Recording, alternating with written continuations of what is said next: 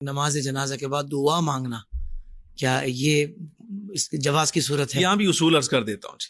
ہم ویسے گزارش ہے دیکھیں، چونکہ مسائل کا جو حل ہوتا ہے نا وہ اصول کی بنا پر ہوتا ہے. اصول کی بنا پر اگر اصول سامنے آ جائیں، اور اصول مستنبط ہوتے ہیں قرآن حدیث سے، یہ اللہ تبارک و تعالیٰ جل وعلا کی عطا ہوتے ہیں.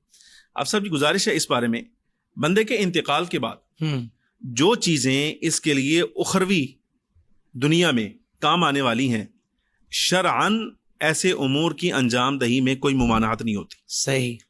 جو آخرت میں اس کے کام آنے والی. اب انہی میں سے ایک دعا ہے. دیکھیں، اب یہاں سے آپ اس کو پیسہ نہیں بھیج سکتے، مال نہیں بھیج سکتے، سونا نہیں بھیج سکتے، اس لیے کہ جس جہان میں اب وہ بندہ گیا ہے، یہ جہان کرنسی کی دنیا نہیں ہے. وہاں کرنسی نہیں چلتی، نہ ڈائریکٹ کھانا بھیج سکتے ہیں. ظاہر ہے اب وہاں جو چیز چلنی ہے وہی آپ نے بھیجنی ہے، وہ ہے دعا. سبحان اللہ. تو دعا کسی قسم کی کوئی ممانعت اس میں نہیں ہے. اچھا، اب رہا یہ مسئلہ کہ سرکار دو عالم صلی اللہ علیہ وسلم یا صحابہ کرام علیہم الرضوان نے اس مقام پر دعا کی ہے یا نہیں، اس بارے میں دو روایات میں آپ کو عرض کر دیتا ہوں، ایک قرآن عزیز کی آیت مبارکہ کے ساتھ. اللہ رب العالمین جل وعلا قرآن عزیز میں ارشاد فرماتا ہے فَإِذَا فَرَغْتَ فَانْصَبْ، تو بس جب تو فارغ ہو چکا ہو، فَانْصَبْ، تو اب کوشش کر. ہمارے ائمہ کرام مفسرین فرماتے ہیں اس کا مطلب یہ ہے کہ جب تم نماز سے فارغ ہو جاؤ تو اب دعا میں کوشش کرو. تو اس کا مطلب یہ ہوا جیسے ہی جنازہ سے فارغ ہوا تو سورۃ النماز تھی، جیسے ہی اس سے فارغ ہوا تو فَإِذَا فَرَغْتَ کا حکم پورا ہو گیا. اب آگے قرآن عزیز کہتا ہے فَانْصَبْ، دعا میں کوشش کرو. تو ظاہر ہے جیسے ہی فارغ ہوا فوراً دعا میں کوشش کرے گا. تو قرآن عزیز کا حکم پورا کیا ہے، اس میں خلاف ورزی والی کون سی بات ہے؟ یہ گزارش تو یہ نبی پاک صلی اللہ علیہ وبارک وسلم نے ارشاد فرمایا، سنن ابی داؤد کی روایت، فرمایا اذا صلیتم علی المیت فاخلصوا له الدعاء، جب تم میت پر نماز جنازہ پڑھ چکو، پڑھ لو. اذا صلیتم ماضی کا صیغہ ہے، تو مطلب یہ کہ جب تم پڑھ چکو، فاخلصوا له الدعاء، تو اب پڑھ لینے کے بعد اس کے لیے اخلاص کے ساتھ دعا کرو. تو یہ فخر عالم صلی اللہ علیہ وسلم کا قولی ارشاد ہو گیا. اب ہم اس کو سمجھنے کی کوشش کرتے ہیں. بعض لوگ کہتے ہیں اس حدیث مبارکہ کا معنی وہی دعا ہے جو آپ نے جنازہ کے اندر مانگ لی ہے، تو اب بار دیگر دعا کی کیا ضرورت؟ تو میں کہوں گا یہ روایت آپ سے اور مجھ سے زیادہ خود صحابہ کرام رضی اللہ تعالیٰ عنہ مجمعین سمجھتے ہیں، تو ہم ان سے شہادت لے لیتے ہیں اس بارے میں. حضرت سیدنا فاروق اعظم رضی اللہ تعالیٰ عنہ کا وصال ہوا، جب شہادت واقع ہوا، حضرت عبداللہ بن سلام رضی اللہ تعالیٰ عنہ سرکار کے اجلہ اصحاب میں سے ہیں، معروف صحابی ہیں حضور کے، جنازے میں شمولیت سے رہ گئے.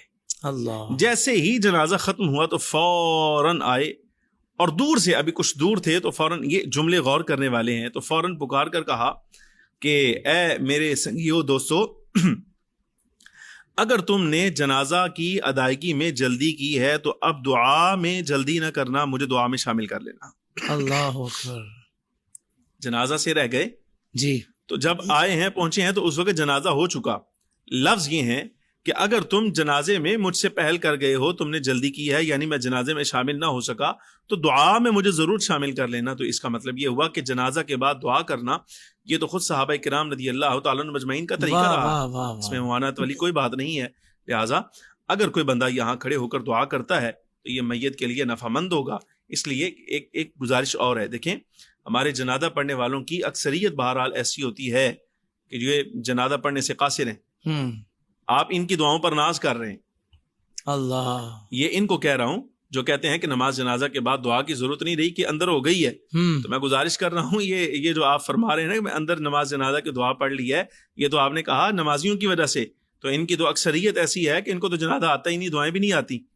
تو آپ ان کی دعاؤں پہ ناز کر رہے ہیں. ہاں، عربی دعائیں ان کو نہیں آتی، اردو تو آتی ہے نا.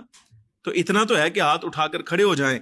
چلو، مطلب یہ ہے کہ جو دعا کا فائدہ نماز جنازہ کے اندر ہونا تھا، اگر یہ پڑھنے سے قاصر تھے تو بعد میں دعا کر لیں گے. تو ممکن ہے اللہ تبارک و تعالیٰ جل وعلا بعد والی دعا کی وجہ سے صاحب میت کے لیے جو ہے وہ کچھ آسانی فرما دے. اللہ. اس کا مطلب یہ ہوا عقلاً نقلاً ہر طرح نماز جنازہ کے بعد دعا کرنا بالکل جائز ہے، خلاف شرع نہیں.